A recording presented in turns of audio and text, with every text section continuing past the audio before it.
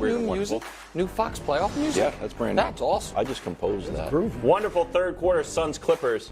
KD gets stripped and then decides to complain to the ref and says, you know what, I might as well block Norm Powell. Clippers win. The great block. Brew's back. 23-13. Brew's They're 7-3 in their last 10, and they are now in fourth place. Are you back into believing in the Clippers?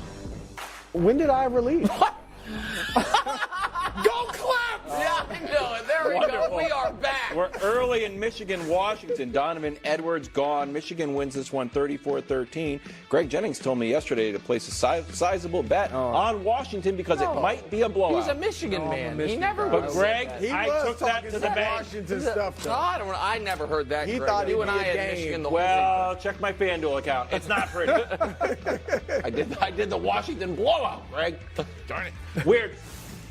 Game on the line, Pacers Celtics. Initially called a foul, then overturned to a clean block. Jaylen Brown not happy. Celtics lose. Pacers win. That was really clean, right? And then there was another controversial one. Not great. Weird. That was okay. Halliburton there, avoids but a serious injury, but he's going to be out for a while.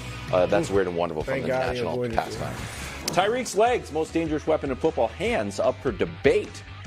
Week 7 drop against the Eagles. Week 9 in Germany, he coughs this one up. Chiefs win the game because of that. Then we got the Ravens in the end zone drop 2 days ago. Pass interference. And this was going to be a touchdown, I'm convinced. it was. You agree? Yeah. Really? Yeah. Mike He's McDaniel, so fast, I think it's a not stressed about it. Take a listen. He's proven time and time again why we continue to go to him. There's zero people, including myself, that are concerned about a pattern of whatever. There's individual plays. He has a high expectation to literally make every play. And in that process, there's no such thing as a 100% shooter. Okay. Totally fair, but here are the numbers from 2022 and 2023. The targets are almost identical. The receptions, 119 each year, identical. The yards, very close. Touchdowns, 7 last year, 13 this year. The drop percentage went from 1.8 to 4.7 drop to pass in each of the last 3 games. Greg, so is this something or nothing? Yeah, it's something. It's always something. Drops are not something we can just sweep under the rug and not look at. But you sure? I think let me finish. Let me finish. But what we tend to do, human nature, is we overlook or we forgive or we learn to tolerate something from an individual that provides us a value, a great value, and that's Tyreek Hill. And I know you're thinking, boy, you're Kansas City Chief receivers, but let's think about the value that they provide versus the value he provides. You put up those numbers and you put up it's odd because we haven't seen Tyreek Hill be someone who drops a lot of passes. However, we tolerate it and we don't really discuss it because we see the touchdowns, we see the big plays, all those things, and the timing of it. When you think about the drops that your guys in Kansas City has, what we tend to see or focus on when it comes to drops, when they happen matters. Now, Tyreek has had some drops this year that have, in my opinion, cost him games because they would have been game-changing plays. However, he's had so many plays where it's just game breaker. If Tyreek's not on the field, if he's not in the lineup, this team doesn't even have a chance. So we dismiss it or we overlook it. It's not even that we dismiss it. We just overlook it and we chalk it up to, it's Tyreek Hill. It's nothing. Nothing. All right. His drop rate is 4.4 for his career is less than Julio Jones. Julian Edelman almost doubled him in drop rate. And Travis Kelce. Travis Kelce's drop rate for his career is higher than Tyreek's. This year, if you want to say, but it's this year, of 89 players that had 70 or more targets, his drop rate was 20th. Of 42 that had 100 or more, his drop rate was 6th. So I don't think it's a big deal. I think the guy has been in big moments, as you said, won a Super Bowl, obviously, been in big playoff games.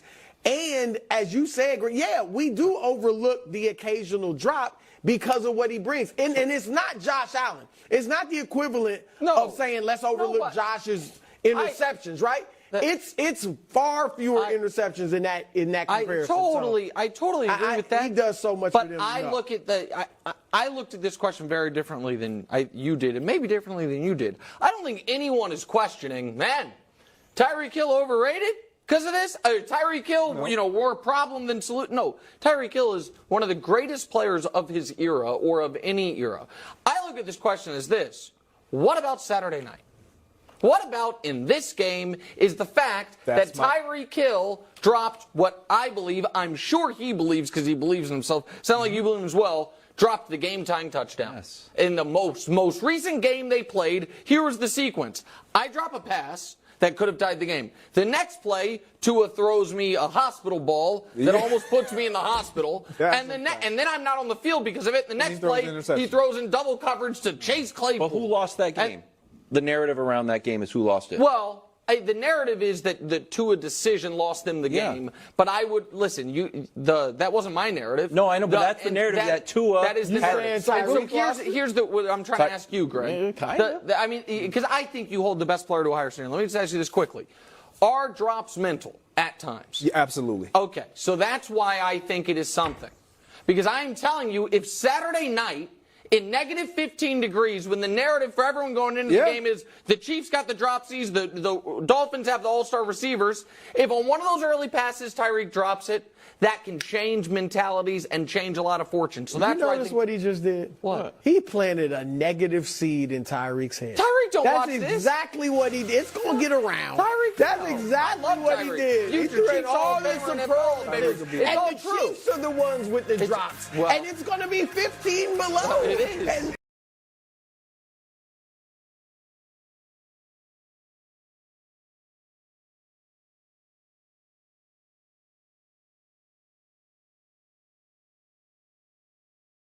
Friend? Oh, hello. Welcome back to a special high-altitude episode. We're preparing to climb the playoff peak.